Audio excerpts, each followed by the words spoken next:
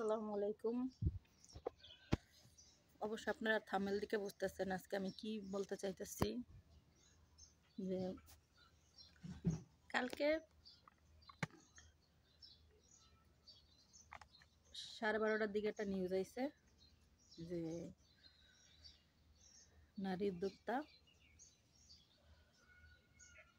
বর্ষা Chowdhury heart অ্যাটাকে মারা গেছে।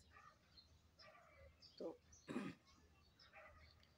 আমার কাছে না বিষয়টা খুব খারাপ লাগছে যে মহিলার 2টা বাচ্চা, স্বামী নাই, বিয়া তো বইতাছে, এটা তো বিয়ার তোর কোনো সিরিয়াল নাই, বিডি নামে এতগুলা মামলা, হয়তো বা বিডি টেনশনে মরছে। মারা যাওয়া সবচেয়ে একজন মানুষ মারা গেলে দুঃখের বিষয় হচ্ছে যে তার কোনো বাচ্চা কাচ্চা থাকে, এইসব বিষয় নিয়ে দুঃখ করার বিষয়। সারাদিন আমি মোবাইলের দিকে তাকায় রয়েছি, ইউটিউবে খালি খবর দেখি যে কখন মানে আসল নিউজটা আইব। সারাদিন ভিডিও দেখতেছি, কোনো নিউজ আসলো না।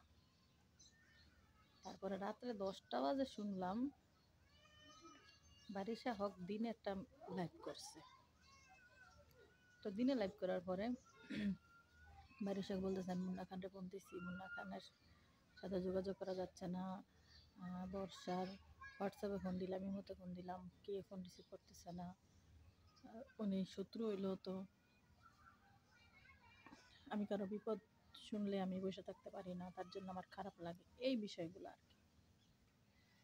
তো যখনই বারিশা হক লাইভ করছে, বারিশা হকের দুইটাছে তন্নি লাইভে যায়, রাতের 10টার পরে লাইভে যায়।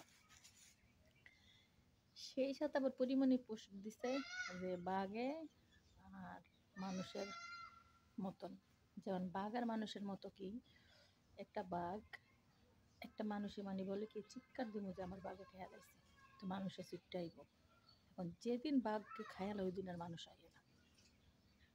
তো এটা বললেন এরকম করেন না যে মারা গেলে তখন মানুষ বিশ্বাস না করে। লাস্টে দেখি খবরটা একদম পুরো ভুয়া। এই সমস্ত আতঙ্ক করা জিনিসগুলো তো ভালো না। হায়াত মত আল্লাহর হাতে, এদের নাটক দেখতে দেখতে জীবনটা শেষ। ইউটিউব ফেসবুক চালাইতাছি দূরে, এদের নাটক দেখতাছি, এদের নাটক দেখতে দেখতে জীবনটা শেষ হয়ে গেল, কিন্তু শুটিং আর শেষ হইল না। ভালোই আছেন, এখন আপনারা ভালো হন, গুজবে কান দিবেন না, গুজব ছড়াইবেন না, ভালো থাকেন সবাই। মৃত্যু সবার জন্য আসবে, আজ হোক কাল হোক, গুজবে কান দিয়েন না, মিথ্যা গুজব ছড়াইয়েন না। ভালো থাকবেন, আল্লাহ হাফেজ।